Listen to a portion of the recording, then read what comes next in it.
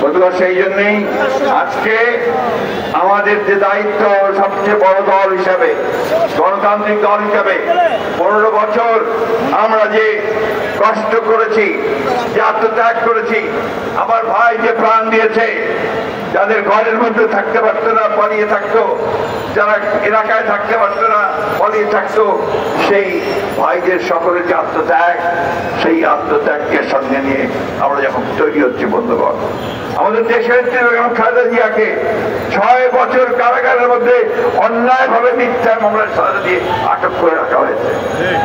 আমাদের নেতাকে মিথ্যা মামলা দিয়ে নির্বাসিত করে রাখা হয়েছে। এমন একজন বিএনপির নেতা নাই যার বিরুদ্ধে শত শত মামলা ছিল না।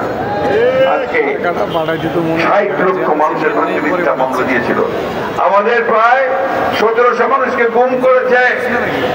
আমরা এই 24শে জুলাই এবং আগস্টে আমরা একসাথে একজোট হয়ে ছাত্র জনতা আমরা সেই ভয়াবহ ফ্যাসিস্টকে দেশ থেকে বিতাড়িত করেছি। আবার ফ্যাসিস্টকে দেশে ফিরিয়ে আনার জন্য নয়, আমরা খুব পরিষ্কার করে ঘোষণা করতে চাই যে আমরা যেভাবে ফ্যাসিস্টকে বিতাড়িত করতে পেরেছি, জনগণকে সঙ্গে নিয়ে ঠিক একইভাবে কোনোদিন যেন আবার ফ্যাসিজম এখানে চালু হতে না পারে তার ব্যবস্থা অবশ্যই আমরা করবো বন্ধুগণ। তোমাদের গাইতে করবো না। আপনাদের কাছে আমার একটা অনুরোধ থাকবে, আমরা যারো কারো পারে ভাঙাতা পাতা বাদে পা না দাঁড়ে, তারা চেষ্টা করছে আমাদেরকে উত্তেজিত করে তাদের পাতা ফাঁদে পা দেওয়ার জন্য, যাতে আমরা উত্তেজিত হয়ে যাই। আমরা যেন উত্তেজিত না হই। আমরা শান্তিপূর্ণভাবে গণতন্ত্রের দিকে এগিয়ে যাচ্ছি। আমরা শান্তিপূর্ণভাবে গণতন্ত্র চাই। আমাদের লক্ষ্য এখন একটাই, যে বাংলাদেশে এই 26শে ফেব্রুয়ারিতে নির্বাচন হতে হবে, যেটা আমাদের তারেক রহমান সাহেব প্রধান উপদেষ্টার সঙ্গে লন্ডনে আলাপ করে ঠিক করেছেন।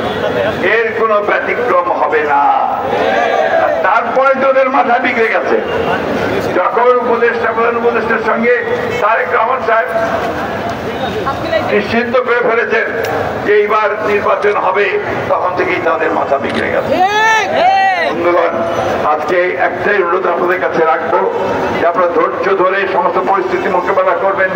নেতাদের কাছে অনুরোধ রাখবো যে আপনারা এমন কিছু হতে দেবেন না যাতে আমাদের ওই গণতন্ত্রের শত্রুরা, যারা আজকে তারেক সাহেবের বিরুদ্ধে বলে তারা গণতন্ত্রের শত্রু, বলে তারা গণতন্ত্রের শত্রু, তারা এই দেশের মানুষের বিরুদ্ধে কথা বলে বন্ধুগণ। তাই আসুন আজকে এই শান্তিপূর্ণ একটা র্যালির মধ্য দিয়ে আমরা সবাইকে জানিয়ে দিতে চাই, গণতন্ত্রের প্রশ্নে আমাদের কোনো আপোষ নাই। আমরা নির্বাচন চাই, যে সিদ্ধান্ত হয়েছে সেই সময়টাতেই আমরা নির্বাচন চাই। আমরা মানুষের ভোটের অধিকার ফিরিয়ে দিতে চাই, তার খাওয়া পড়ার ব্যবস্থা করতে চাই, চাকরি সংস্থান করতে চাই, নতুন এক বাংলাদেশ আমরা নির্মাণ করতে চাই আমাদের নেতা তারেক রহমানের নির্দেশে। আমি সবশেষে ধিক্কার জানাচ্ছি সেই সমস্ত তথাকথিত রাজনৈতিক নেতাদেরকে যারা তারেক রহমান সম্পর্কে এই ধরনের অশ্লীল অশ্রাব্য কথা বলেছেন। তাই বলে আমরা তাদের বিরুদ্ধে অশ্লীল কথা বলবো না, এটা মাথায়